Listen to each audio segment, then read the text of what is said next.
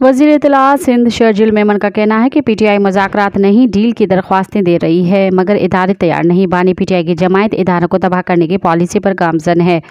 वज़ीर इत्तलाआत सिंध शर्जील मेमन ने अपने बयान में कहा है कि पीटीआई इदारों के खिलाफ मुहिम चला रही है, दूसरी तरफ तुरले कर रही है। पीटीआई का वज़ीर आला इस्लामाबाद पर चढ़ाई की धमकियां दे रहा है। इस्लामाबाद पर कब्जे की धमकी से साबित हुआ कि पीटीआई के वज़ीर आला के अज़ाइम दहशतगर्दाना हैं। उनका कहना है कि पीटीआई वाले पहले सोशल मीडिया पर भी दहशतगर्दी करते रहे। वज़ीर इत्तलाआत सिंध का कहना था कि गिरोह बंदी का शिकार पीटीआई के अंदर मुख्तलिफ बयानिए हैं। इदारों के खिलाफ मुहिम चलाने वाले किस मुँह से इदारों से मुज़ाकरात की बात कर रहे हैं।